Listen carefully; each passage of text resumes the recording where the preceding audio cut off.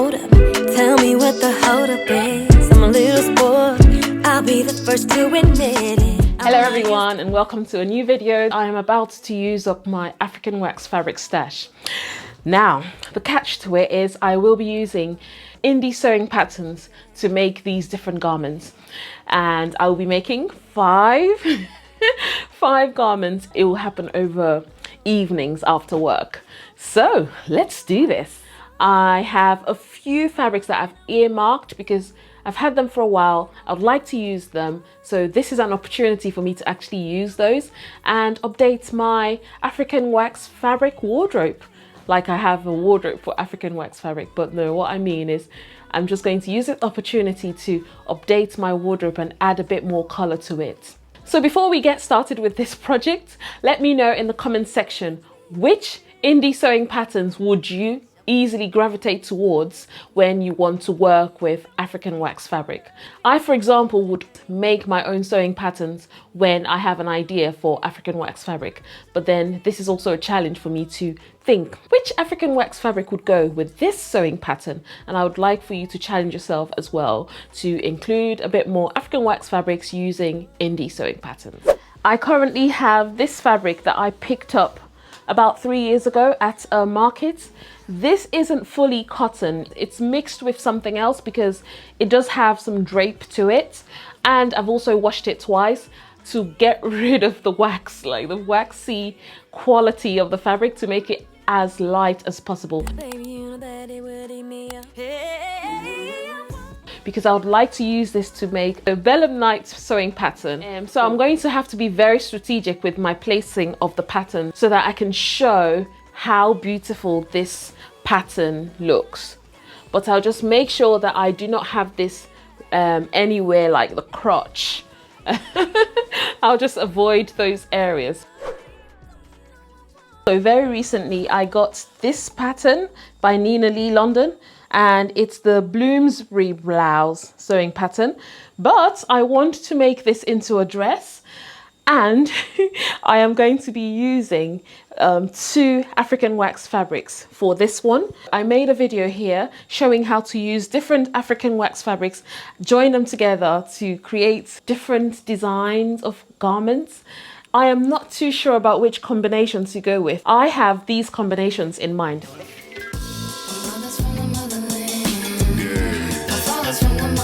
Okay, I have these 2 combinations. These 2 here, I have in mind to use this large one here as part of the body of the dress and have the small print here as this section here. Same thing applies here. So these are very close in color. And I'm thinking this one here as the body of the dress and this one here as the collar section, the top half of it.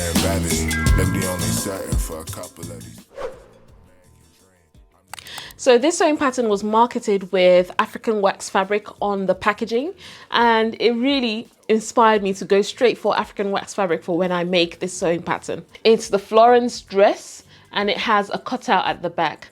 I have a few insecurities about my back, and I'll just have to be clever about the way I sew mine, the way I cut mine out and sew it so that it doesn't show those parts that I feel a bit insecure about. It's a lovely pattern, and I'm going to make it using this black and grey fabric.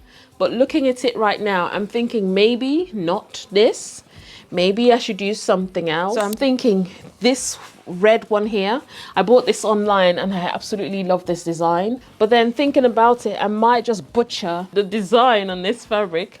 And I have another one in mind. I think this would be better. I don't think I'll destroy the design of this fabric. So I think this would be the one.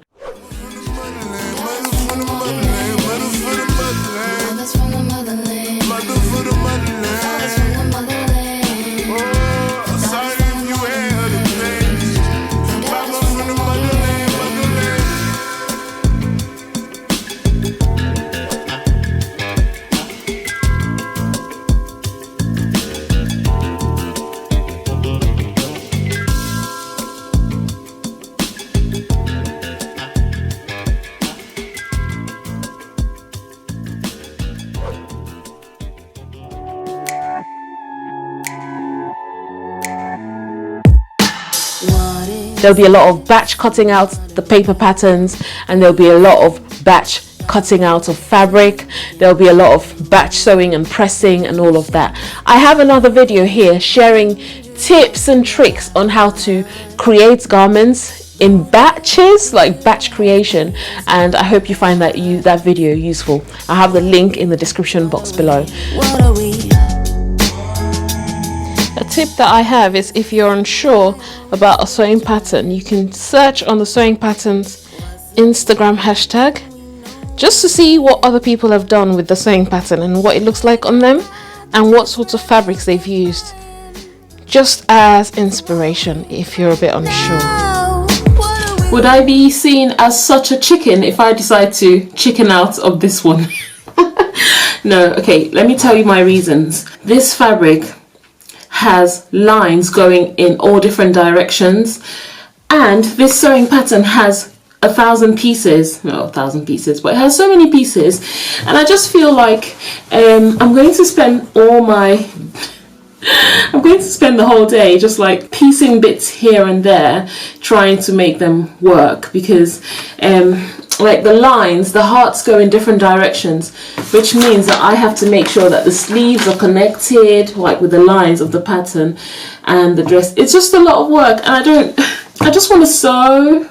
Who else feels like that? Sometimes you just don't want to spend too much brain power on things like getting patterns to match, and just want to sew and come up with a garment. That's how I'm feeling right now. I'm not feeling like being, I just don't feel like being a genius. I just want to make something. Right, okay, let me think a bit. Let me just think. Maybe I can have the bodice front. Right, no, it won't work. It just won't work. Let me explain why. It probably would work. This is the front, and it's going to have buttons running down the middle.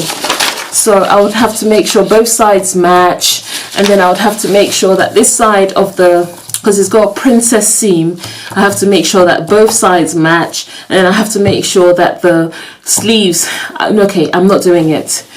And that's not the end of the world. There will be other patterns, there will be other opportunities for me to use this fabric and do justice to it, but I don't think this is the pattern for it. Yeah. No, I have to find something else. Okay, so I've had a look through the stash, and I think this is going to be the fabric. This fabric is quite busy. It's very saturated, very colourful, but I really like it. I've been saving it for the ideal project, but I think it's just time to bite the bullet and do it. I like the fact that the lines go in different directions, so I don't have to do any matching. So this is going to be the one. I just need to make sure that where you have circles are not just like positioned exactly at the two boobs, so it's not awkward. And I have to just keep an eye on the crotch area, because these patterns tend to form different, like tend to come together, and it's just a weird one. I have a video here on the channel as well showing how to remove the sticker from these African wax fabrics, so I'll leave the link to that video in the description box below.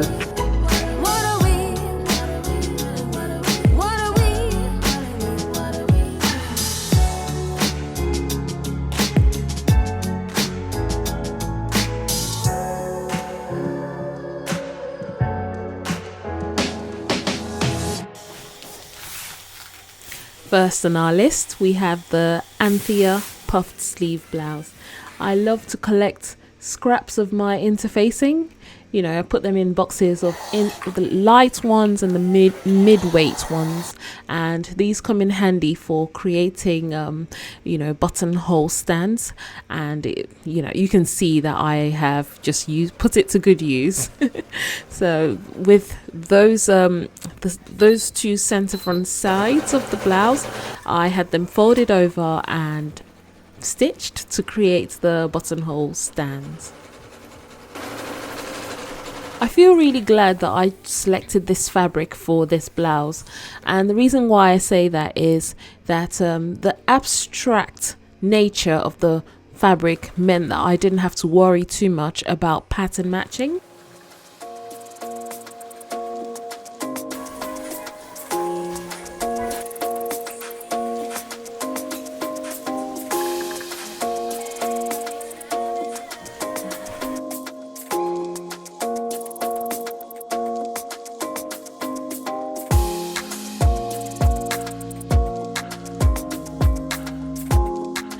as I always say, before you make your buttonholes, please remember to test it out on the same weight of fabric that you're going to be having at the button stand. So what I did was I folded up some scrap fabrics to make up the same thickness as the button stand. And hey, fray check. If you don't know about this hack, what are you waiting for? I use fray check just to make sure that the buttonholes do not fray a lot. They do fray, but not too much when I have the liquid put on there. And choosing my buttons had to be one of the really interesting parts of this project, because I had to make sure that the buttons were the right size but pretty as well. In the end, I went for practical rather than pretty, and voila. Come on and give me that, give me that, give me that good, good loving. Come on and show me that, show me that, show me that you're the one. I move to the left while you move to the right. While you try to fight, just come on and give me that, give me that, give me that good, good loving. Give me that, give me that, give me that, give me that. Give me that, give me that, give me that, give me that.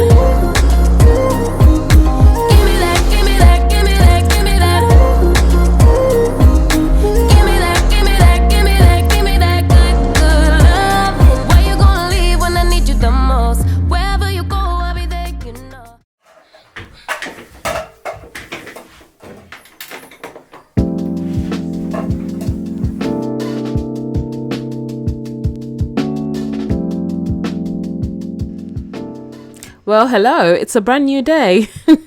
I am onto the Irma shirt. This shirt has a really good pair of sleeves. I love the pair of sleeves. However, I had to refer a lot to the instructions due to the nature of the back of the shirt. Now, I had to do a bit of do you call it bagging out? Or some people call it the burrito method, and you could see me a few times getting quite frustrated. Look at my face, oh my goodness. So it required a lot of concentrating, referring back to the look at that look. So that's that part. I really needed to make sure that I bagged the rest of the shirt inside of that little envelope there. Anyway, my biggest takeaway from this project has got to be ironing is so important. Pressing as you go cannot be, you just can't underestimate the importance of it. It made my shirt come out so crisp, and at every stage I had to stop and admire the project. You can see me here, I've hung it out on the mannequin, just admiring that that fold at the back. If anybody knows what we call that little pleat at the back, please let me know. I know they're more common in men's shirts, but you can see that it's looking as crisp as possible, and it was time to move on to attaching sleeves to the armholes.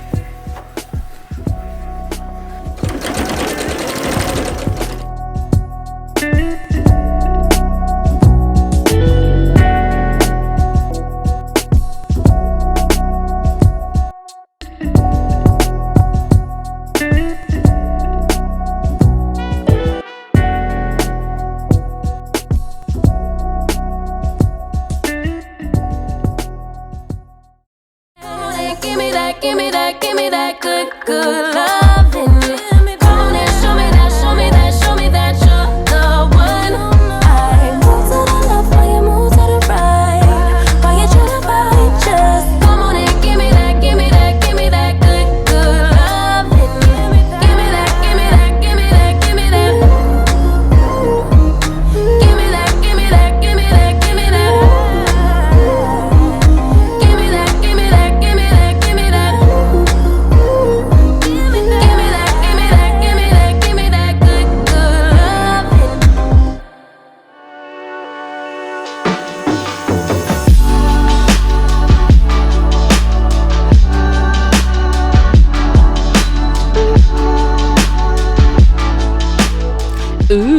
nearly halfway through the projects now. At this point, I am finding that my space was starting to drive me a bit crazy, and I needed to figure out a system to store away all the sewing pattern pieces. I am now ready to tackle the Nina Lee London Bloomsbury blouse. But before we move on to the Bloomsbury blouse, please let me know what system you use in your sewing space to organize your A4 sewing pattern pieces. You know, the ones you download from the internet and print at home or print at pattern copy shops. Let me know how you store yours away. I'm yet to figure out a perfect system, and when I figure mine out, I will let you know. Having a tidy space just helps me to sew in a more relaxing state, if that makes sense. Anyway, let's get on with the Bloomsbury blouse, shall we? With the darts stitched on and the centre back buttonhole stand stitched as well, I needed to stitch on the shoulder seams. These shoulder seams seem very little, but you would understand the reason why they look the way they do. With them all stitched and finished, I moved on to the cuffs. They had ruffles, and these ruffles needed really thin or narrow finishings at the end of them, so I needed to fold the fabric over twice and press, stitch, and then create gathering stitches, which you can see here. I'm creating my ruffles, and those ruffles then got attached onto the cuffs of the sleeves.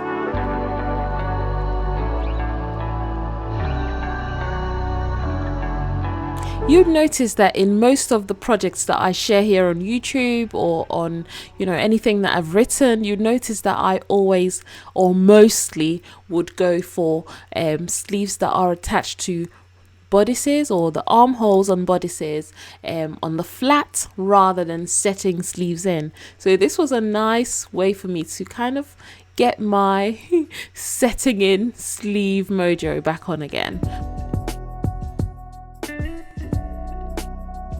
Now to attach ruffles to the bodice. So it's like the top half of the bodice had these chunky ruffles, which I really loved having. So they're attached now, and you can see that the shoulder seams look full again.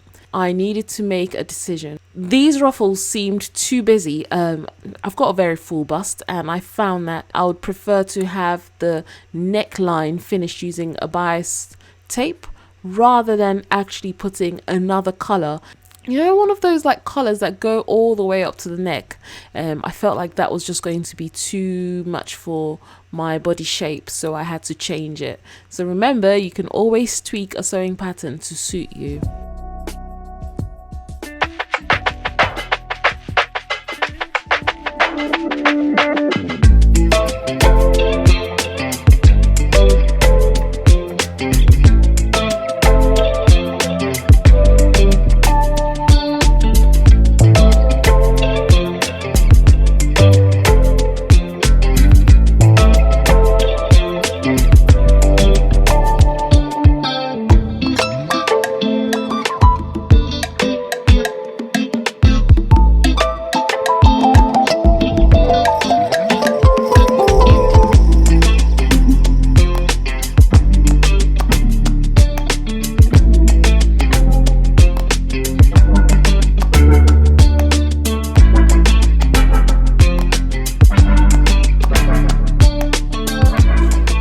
Now that I've done exactly what it says on the instruction manual.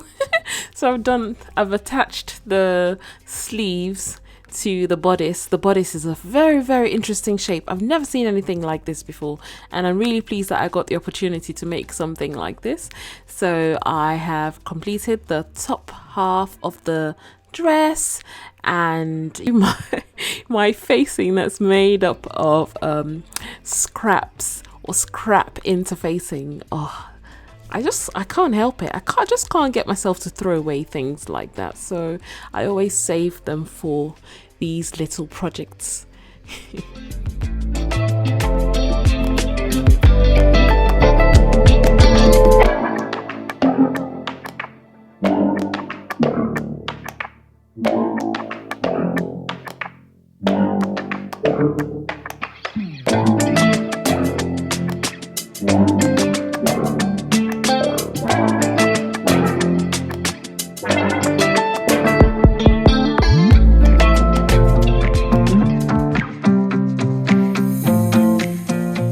For me, facings really need to be attached to the shoulder seams, otherwise they find a way to gape when you don't want them to. So what I normally would do is I would attach the seams together. So I'll stitch the seam of the facing to the seam of the shoulder, like the shoulder seam. But in this case, I had overlocked the seam of the facing to the actual facing, so I couldn't do that maneuvering. So I had to do a stitch in a ditch, which is my worst thing to do, because I have to really focus and really concentrate to get the stitch in the ditch. How do you normally secure your facing to your shoulder seam? Would you normally hand stitch or slip stitch? Let me know in the comment section, please.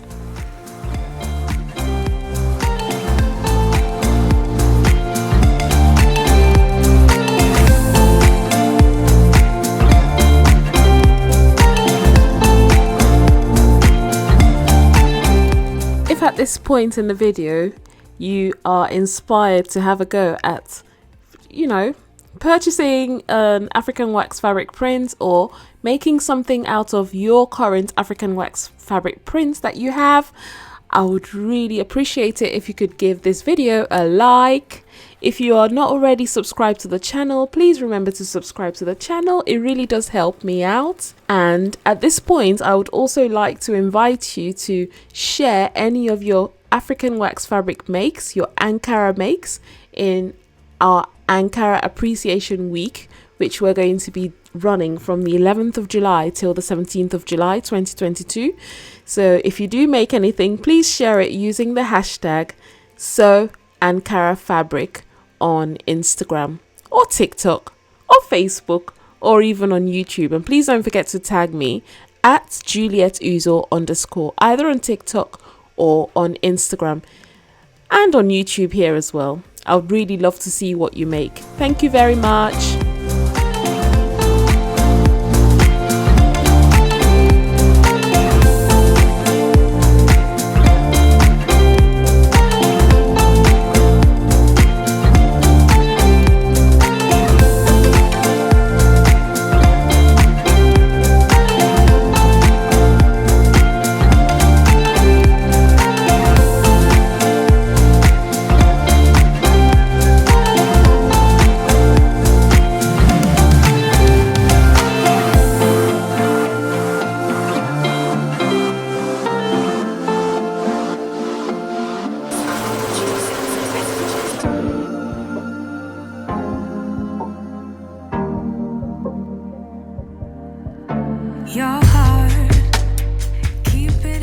Please tell me I'm not the only one who visualizes themselves wearing a garment they're making whilst making it, because I really do dream about how I would wear any garment that I am currently making whilst I'm making it. With this one, this very dress, I knew that I didn't want to show a lot of skin at the back, so I wanted to pair it with, you know, things like a plain white t-shirt on the inside, or an actual white crisp shirt. But I don't know.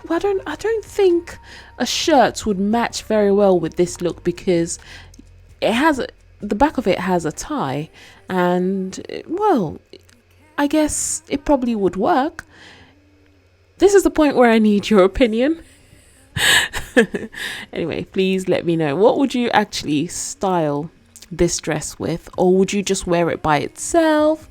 What are you thinking about this one? Because I really love the print, I love how it looks, and I love how the dress turned out as well. I absolutely love it. Sometimes I